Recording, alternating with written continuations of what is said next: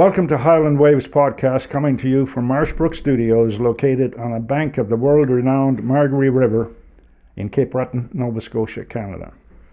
On Highland Waves, we feature stories about the people, the places, and the visitors who come here to see us in Inverness County. I'm Pat Wall, your host. My guest in the studio this morning is Kristen Muntz, who, according to word on the street, is a wonderful massage therapist located in East Margaree and is also the executive director of the Meals on Wheels program for the area. Welcome to Highland Waves, Kristen. Thank you so much for having me, Pat. Oh, you're very welcome. Your name, Muntz, is of German origin, and it's not common in Nova Scotia. No, it isn't, but it is Germanic, but actually my grandparents actually came from Poland, and they came from a small little village in southern Poland called Chudachinic. But it moved back and forth during wars, okay, right, from Germanic origin to Polish. But I grew up with a lot of Polish traditions in my household. So okay. Yes, although there is some Germanic traditions that we carry as well, but mostly Polish. Oh, great. Yeah. What was your journey to Nova Scotia? Well, that began in the 1970s. My father was a geographer, cartographer, and he worked in Washington D.C.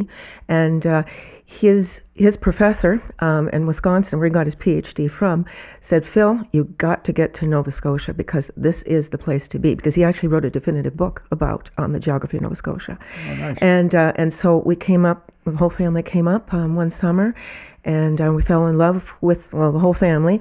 I mean, us as kids, my brother and I, we tagged along, of course. But it was my parents that decided. And the interesting thing is that my dad grew up on a small farm, and my mom also grew up on a farm. So they wanted to get back to that farming community. So we settled in a little place outside of Annapolis Royal, and it began from there. Why Margaree? Margaree reminds me of where I grew up. Just this place called Lake LaRose is just outside of Annapolis, and it's a small farming community. It was a small farming community. I don't think there's as many farms just like here, but very tight knit. People caring for people, and always connections. Always people opening their doors. Always stories to be told, and it was a great place to be. It really was. And so coming here, it just felt like coming home. What inspired you to become a massage therapist? Well, there were several things. I actually first started out my career in public relations. Well, actually, as a musician, I went to Mount Allison and I studied piano. But then I quickly realized that was great for a pastime. But I didn't want to teach, and I didn't. And much to my mother's horror, because she wanted me to do that. But and then I got into public relations.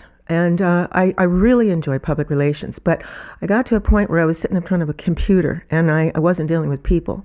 And so people have always been my passion, Even when I growing up, Mom said, where'd Kristen go off to? And I was off visiting neighbors, even at the age of 9 or 10. So I've always loved being with people. So anyway, just to conclude, I was in this public relation program, and I did it.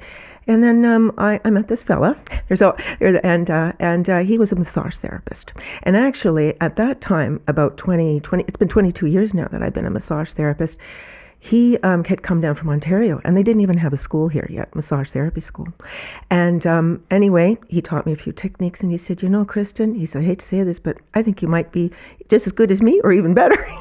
I said, well, I don't know even better. But anyway, so the program started in Halifax, and it went on from there, and I graduated, and I practiced, and I had a couple of multidisciplinary clinics, larger ones and smaller ones in Halifax.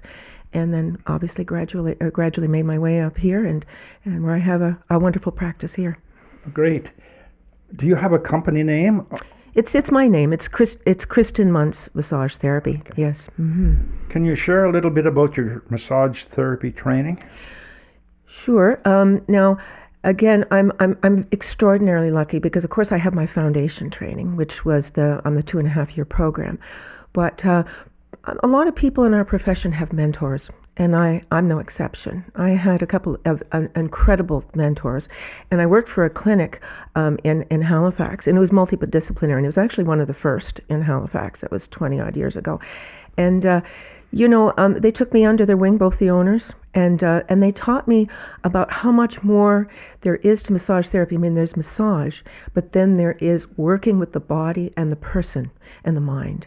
So my practice, I hope, because I always say to people, it's not me treating you, it's us working together. And I've always had that philosophy, and it's done me very well. So I would say I have a lot in my doctor's kit. I do some craniosacral, myofascial, strain, counterstrain. A lot of those terms might not mean a lot to people, but what I can say to this is that I've learned by working with people from all walks of life. I've taken a number of courses, and I've done a lot of research and on my own. And I learn from everyone who comes in, because everyone has a story. Their bodies tell a story, and every day's a new day. And I have to say, I still love my profession. And after 22 years, you know what? Sometimes that can be a hard thing to love. But I can honestly say I look forward to going to work every single day, and I still love going to work every day. Well, that comes out at the results from your clients' comments that I've heard throughout the community. Oh, that's wonderful. Yeah. Thank you. I just so appreciate that. Most people now, or all people, I assume, who are massage therapists have to go through training and a certification process. Right. That's okay. Right. Yeah. Has that helped the profession? Yes, and it has. And thank you for bringing that up, because massage therapy, as you know, right, there are different types of massage. And for us who have the certification process, which is essentially almost 3 years, because you go through rigorous training, you learn biology, pathophysiology, you learn techniques, and there's a lot to learn there. And when you have that certification, you are a registered massage therapist. Now, this registered massage therapist, sometimes people put the R, right? But some people don't. And so I would say that there's different classifications to massage therapy, because there are massage therapists who have taken a certain maybe 1 or 2 year courses. But for us, this particular training that I have, it works in conjunction with Ontario rules. We are not actually legislated yet. So basically we follow the same rules and regulations, say, that Ontario or in BC, although BC has that. So, but what we're hoping for is to be legislated. And we've been waiting on that, and we've hired lawyers, our association, because I was involved in the association. But unfortunately that hasn't come to pass, but we're hoping in the next couple of years, because that gives us a certain more of an oomph and a status, because really, and this is my perspective, but I believe it's the perspective of a lot of associates in my profession, is that we are not alternative. We are part of mainstream now, because I have many doctors, I've had physiotherapists, I've chiropractors that refer to me, and vice versa. And we are a health community, and we work together. And together, we work for the wellness of people. And then also, by the way, goes for even specialists. I've had, specialists, and I always welcome working with people like that, because it just gives you an opportunity to expand your horizons. So yes, and I also, by the way, have the certification of Ontario. I took the provincial exams there, so I now can work anywhere in Canada as well. Well, that's great. Particularly you're having those certifications. It gives people who are referring patients to you more confidence in what's going to take place. Absolutely. Yeah, and that's very true. Do you specialize in a particular type of massage? I would have to say I love doing relaxation, because relaxation is so important. But I also very much am a therapeutic massage therapist. I look at the body in totality. So when someone comes in, we talk about not pretty much where they're feeling pain, but what is their history? What is their health history? What has gotten that why did they come here? What then brought them to me? And also I get them, and there's certain techniques that I use to be able to see, okay, where is this actually coming from? Because a lot of times where I find out that actually the shoulder might not be the primary, what I call the primary. It may actually be coming from their foot, or it may be coming from their low back. So I more or less take the body apart. To me, the body is such an incredible puzzle. And the more that I learn, the more I know, the more I realize I don't know. You can understand where I'm coming from. And so when someone walks into my room, we together, because it's not just me, we together, we look at the body, And what I love is developing these relationships with my clients, because a lot of my clients have been with me since I came, actually 12 or 13 years ago to Shadow Camp. And I feel that developing that relationship allows me to get to know their body and mind, and the whole totality of their essence that much more, to be able to work on it. So sorry, it was elongation of that of my response, but it's not just one thing. But I would say I am a therapeutic massage therapist, but I also, of course, do relaxation. And relaxation shouldn't be taken lightly, because, again, that's in a beautiful art form, right? And they're all different types. And it's not about perfecting. It's about learning every day from the work that I do together with people. What advice would you have for somebody who's considering massage therapy for the first time? I would say, and thank you for that question, Pat, because I've been here in this business 22 years. I think, because I used to teach part-time, by the way, at a college in Halifax. I was one of the chief clinicians there at the school, one of the schools. And I'd say to my students, there is working on the body, but there is something you need to think about. Do you love working with people? Because, in order to continue, there's two huge things to consider. Taking care of you. If you don't take care of yourself, mind and body, you're not going to last, because this is a strenuous, arduous career. It's people say, "Oh God, that must be hard on your body." It is. It's hard, yes, but it also is with the mind. I see a lot of people with a lot of different conditions, and the other thing is that I used to tell students, do you like working with the public? Because you can go through moves, because there's certain moves, but there that people do, or certain techniques. But the way I look at it, I really love working with people. So it's a discovery every day. So those are two primary things. And then the other third thing I'd like to say is the willingness to learn. Not only through books and through courses, but through your clients. Because you're going to learn a lot through them. They may not know the terminology, they might not know, but they know, a lot of them have that awareness, and they know their bodies. And they can tell you a lot if you're willing to listen. So learning and honing in on those listening skills is so important as well. What new trends or techniques that are coming along that you're excited about in your profession? I'd have to say the trends that I'm excited about is the working together with doctors, specialists, and the whole holistic community. I think that is so encouraging. When I started out, it was, physiotherapists in their corner, chiropractors in there, doctors, and there was not a lot of talking, together. So what you're seeing now is you're seeing a lot more multidisciplinary clinics. And what I'm loving is, in the U.S., starting in Canada, the doctors actually in their clinics are having massage therapists. So they're recognizing their worth and the value of having them. So that is something I'm very encouraged by.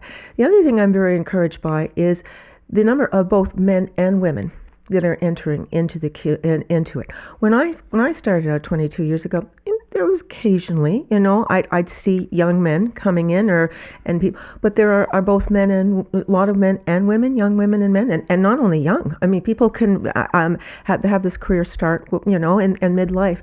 But I think that's really wonderful. And then the other thing is the branching out, because when I first started, there wasn't as many courses, and there wasn't as much information. And I think we've gathered so much more from the Eastern world. Let's face it, massage. It's been around for thousands of years. India, China, even Europe, right? Look at how far they came from Europe. Craniosacral, right? That was founded, this particular technique, by a European, and perfected, not perfected, but used. So I guess what I'm saying is that these influences, recognizing it's not just the West. We're global, and people are going out and they're learning, and they're learning not only just from other massage therapists or people taking the courses from, but people who have such an interesting background, so that they may be therapists, but they've also had other backgrounds in their life. And so they bring to the profession so much more. So I'm really gratified to see this whole opening, but togetherness and connectivity. That's very nice. Mm-hmm. How do people contact you for your service? People who know me know I'm not much of a computer person. So for them, but they can. So I mean, obviously in my profession I have to be. So through email, I do have an email, and you can give us your email if you wish. Sure, it's my name, and it is with an IN. So KRISTINMUNTZ.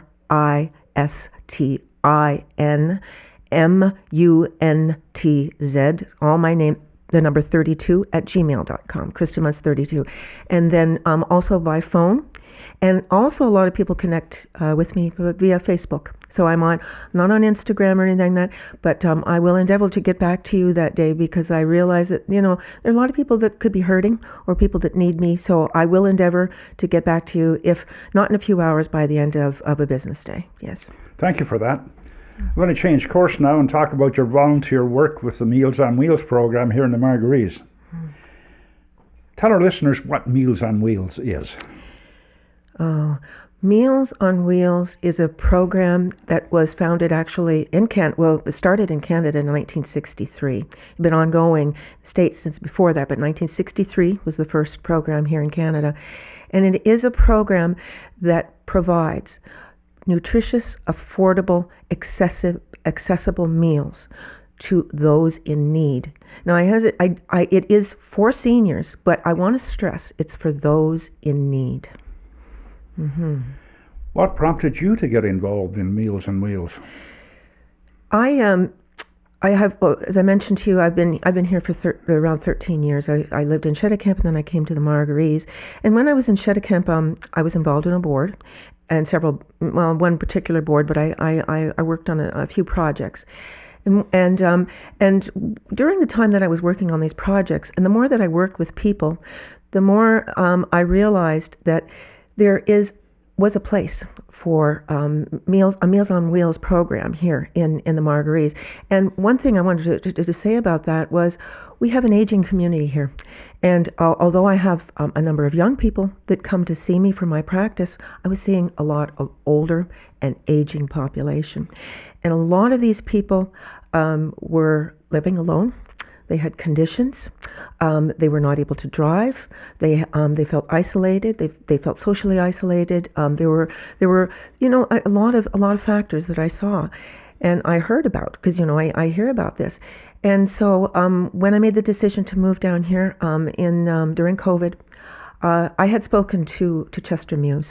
And of course, Chester Muse founded the program. Well, actually, he did not. That was actually in existence a bit in the hospital in Cheticamp. There was a small program, but then of course he took that over, and then he made it into what it is. And I thought in the back of my mind, when I moved here, because I'd heard about the program. I wasn't involved in it at the time, but I'd heard about it, and I thought, you know what? The parameter is right at Bellecote, right at Terre Noire. It doesn't go any further than that. And I thought, my gosh, over 30% of our community here in the Margarees alone is our seniors, and together too, there's a lot of other people who need this. And I thought, well, why not? I mean, this is it. There's definitely a need. So, and I talked to a few. What do? You talk to people who know more than you. And so I talked to some community members, some people whose opinions I really value, and I said to them, what do you think? Do you think this could fly here? I said, we're going to need volunteers, and we're obviously going to, there's a lot that's going to have to be put in place for this. And so the idea sprung from there, and that was in 2023.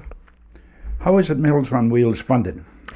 Meals on Wheels is funded by. It's not just I'm going to stop for a moment. I'm going to say that Meals on Wheels is funded by everyone.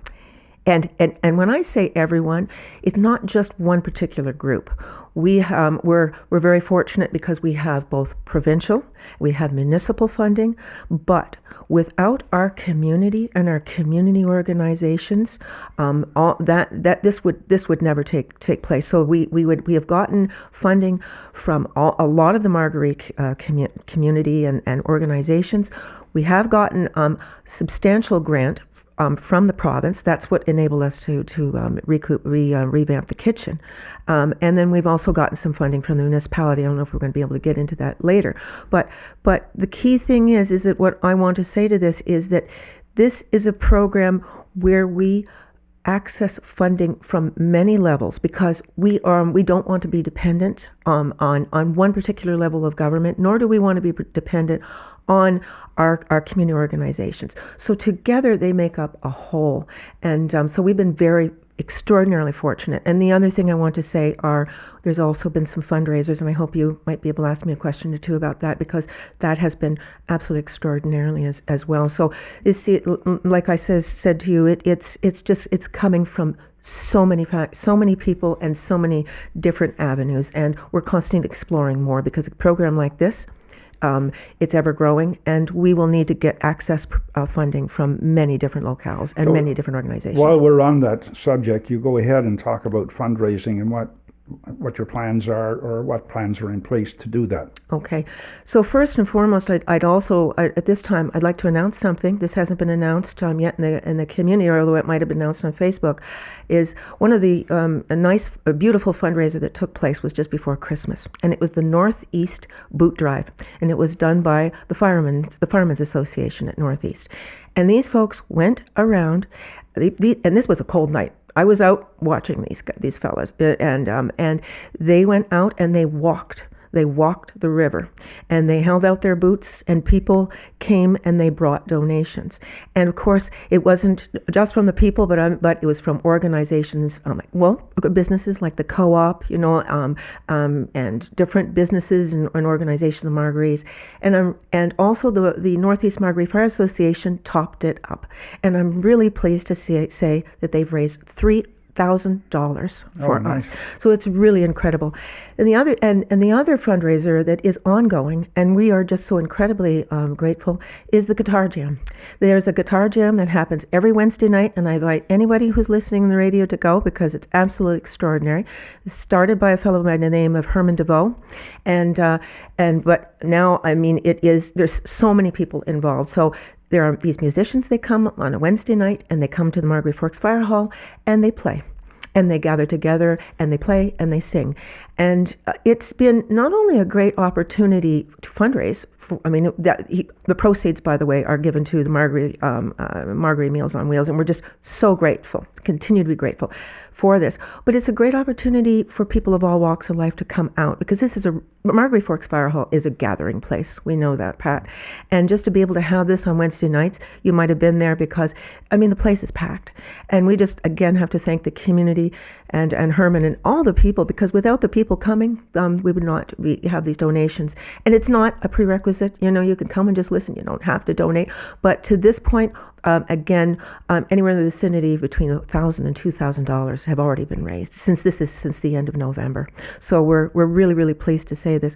We also have some ideas. I'm not at liberty to discuss these, but there will be a couple of major fundraisers coming up, because again, we recognize that we can't be reliant solely on the municipality or the province or organizations, because obviously they've given a lot to us, but it's our responsibility to be able to fundraise. So that is going to be ongoing. But let's just suffice to say that these fundraisers will be fun events, and they'll be something that the community hopefully will get on board behind, because thus far we've had nothing but incredible support, and we just thank our community and surrounding communities for all of the support and help we've had.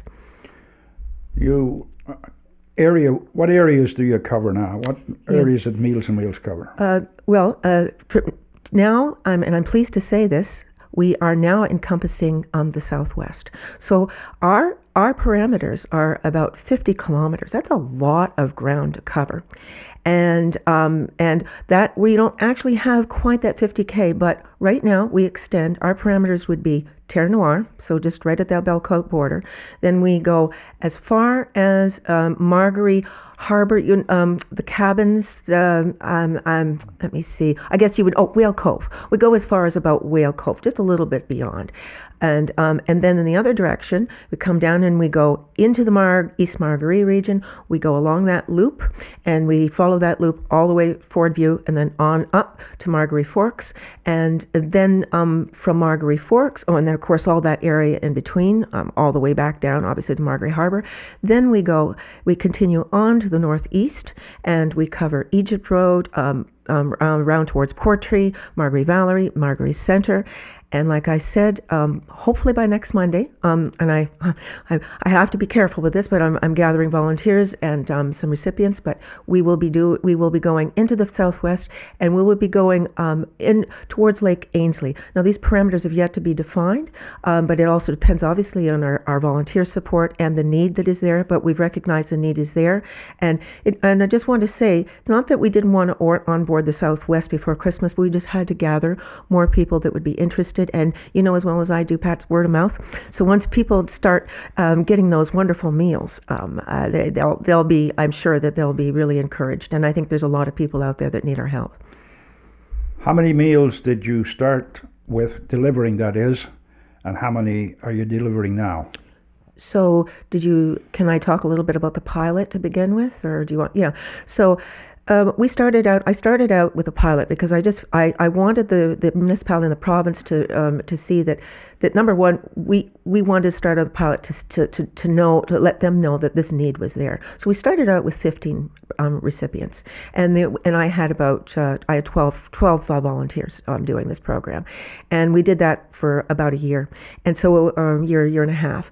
And we recognized when we were delving into these areas, primarily Margaree Forks, Margaree Harbor, and then that East Margaree area, that the need was there. And I would get lots of phone calls. When are you going to go into Margaree Center? When are you going to go into Southwest? Because we need you. And so we started out, but the thing of it was, we didn't have a place. We didn't have a place yet to be able to cook these meals. And so we recognized that the need was there, and it was just a question of getting funding, and it was a question of finding a place. And we were I'm going to have to say I'm extraordinary myself. And by the way, I want to mention Billy Crowley. Billy Crowley, who is one of the directors at the Margaree Forks Fire Hall. He's been instrumental in helping me budget and working on grant applications. So I just wanted to put that in there. He's been incredible. And at this point, I want to talk about the Margaree firefighters and the Margaree Fire Hall, because we looked at different locales, and the one that really stood out to us was the Margaree Forks Fire Hall. Why? Because it was central, because it had easy access, it was plowed in the winter, and of course we had the wonderful firefighters there too, just in case. And the wonderful thing about the Margaree Forks Fire Hall is a generator. So this would be a win-win situation. We'd revamp a kitchen, but we'd also have that generator, so this could be used not only for the Meals on Wheels program, but also as a community access in case of floods or any kind of disaster. So you have two locations, two kitchens, one at the fire hall, and then you have another one, I think, somewhere else, do you not? No, we just have the one. Oh, so okay. What I wanted to get at, thank you for clarifying that. So when we began, we didn't have a kitchen, obviously. So we piggybacked on with Chester Muse and the program there in Grand Etang, and we were forever grateful because Paul and Mose, they were the cooks there. They took us on, and like I said, without them, we wouldn't have existed. And Chester too. And so obviously we fundraised, and we paid them monies, but we were able to be encompassed into their program. We piggybacked onto their services, and this is while we were finding our own locale. And once we determined that the fire hall would be a good place to have it, we fundraised. And actually, Grant wrote, Billy and I have done a lot of grant applications over the last few years, and we were very fortunate because, again, I want to give a shout out to the province. Without the provincial support, we would not have the community kitchen that we do, because they gave us adequate grant funding. And by the way, the Margaree Forks Fire Department helped us, because they helped us with helping to bring that community kitchen together. So we worked on it. Once we got the funding, in the month of October, month of November, we hired somebody and we revamped the old kitchen that was downstairs at the Margaree Forks Fire Hall. And my goodness, if anybody hasn't gone to see it, it is quite the transformation. We took it from circa 1960, 1970, to the present, and it is now a beautiful commercial kitchen that can be used by all of the community. And we're very lucky because our meals are produced and made there by our two cooks, Amelia Hall and Karen LeBlanc. And they are done there Monday, Wednesday, and Friday. and the volunteers pick up those deliveries for our recipients, and then they go out from there, and they go out to the various locales. But we're very fortunate to have these cooks, because we've got some really, really wonderful feedback from them. So you have 2 cooks, and how many volunteers do you have, drivers? I'm just so excited to say this. This is just extraordinary. I wanted to make it easy for folks, so we have deliverers only delivering once every 3 weeks. And because they're only delivering once every 3 weeks, this makes it, excuse me, it makes it accessible for them. And so I'm proud to say, and just so full of gratitude, because I have now 18 regular volunteers, and I also have 5 or 6 spares. And then with the Southwest coming on, I now have 5 more, but hopefully 9, because with the 9 every 3 weeks, obviously once every 3 weeks. So this is a large operation, and this program is volunteer driven. We do have our paid cooks, but primarily it is community and volunteer driven. And I just, again, giving a huge shout out, because without our volunteers and myself and Billy, no one talk about myself and Billy. This is our volunteers. Without them and our wonderful cooks, this program wouldn't be happening. And of course, the generosity of the Margaree Forks Fire Department and the firefighters. They continue to be such a great support for us. What about getting feedback from your volunteers and your cooks? Do you have regular meetings? I do. A lot of what I depend on is emails. I have chain emails and checking up on them to make sure that everything is running according to plan. And the other thing I encourage people to do is to reach out on these emails to say, okay, is there a problem that you've encountered? Is there something you might want to share with, your fellow volunteers? And one of the nice things, and we all know this, everybody knows everybody around here, so I'm sure that there's a lot of phone calling and emailing that goes back and forth, and information sharing between them, and I again, really, really appreciate that. But say, for instance, for example, there's a cancellation. We have our cooks that call. I'm right in the loop there to make sure that cancellation is known by everyone. See if there's a program change, another recipient coming on board.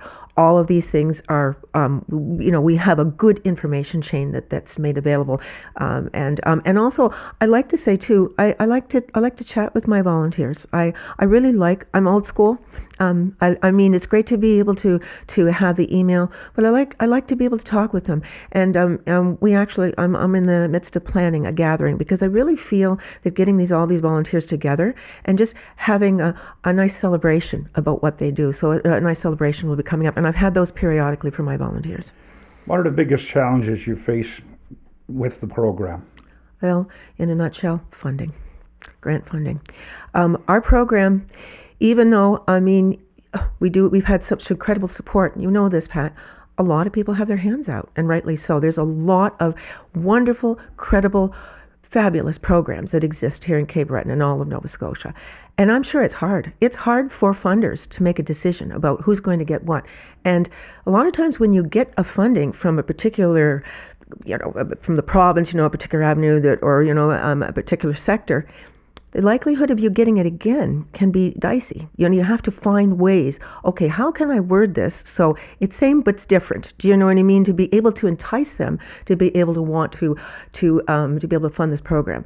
But one of the wonderful things about our program is food security. Food security is everyone's issue. This is, I think, responsibility of the province, the municipality, and everyone's concern. So I'd like to think that we would be able to have this program ongoing. But one of the things I would like to say is, I think that, and I'm going to choose my words carefully here, but I think that having the recognition from our all government levels that we need your help. We need your support. We are not wanting to be reliant on you, because we want to obviously maintain our own self-sufficiency, but we do need your support.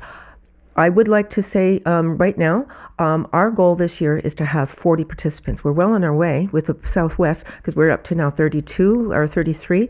So that would be our goal. And of course, there's money's only or gets stretched certain distance, but it costs our participants $5 a meal. But guess what? In reality, you probably are well aware of this. It's going to it costs us almost $15 or $16 for each meal, which is not cheap. So when you equate that in, of course, we have the revenue coming in from our recipients, but it's so that's $80,000. That's our budget, our proposed budget for the year. And so you take that $5 off, it's about 60 or so, or 60, 65. But that's a lot of money to raise. And but we are very, very hopeful that we will continue to have the support from all levels of government. We will continue to obviously, do the grant applications, and I believe also having connections. Not only getting money, but having significant connections with members of our community. Blair, for example, Blair Phillips, our counselor, has been very generous in his support. I'm getting to know other members of the municipality. They've been very, very helpful. The CEO, we've made a presentation to the CEO and board, and also to the municipality, but and also our community. I think having that ongoing relationship with our community, so that they recognize they want to be a part of this, and that the recognition is there, but that this is everyone's issue, because everyone has a senior, everyone has someone who's in need. How do people get in touch with you if they need Meals on Wheels? So there are, again, by email, by Facebook, or by my phone number. And the other thing they can do is, because sometimes, I'm working all day, and some people really want to talk to someone. So if they can't get in touch with me, they can certainly get in touch with Amelia Hall, who is our cook. But we do have a bit of a protocol. I usually like to talk to potential recipients first, have a little general conversation, see where they're at, why they're needing us, and what we can do for them, and then it would be followed up with a phone call by Amelia. But certainly that's the ways to do it. Well, thank you very much for coming to talk to us about your profession, massage therapy, and your volunteer work with Meals on Wheels. I wish you every success with both. And thank you to our listeners. Please share this podcast with your friends, neighbors, family, and whoever you encounter. And to keep up to date, subscribe to Highland Waves. It's free. Our thought for today is: the opposite of poverty is not wealth. The opposite of poverty is enough. So long for now. Pat.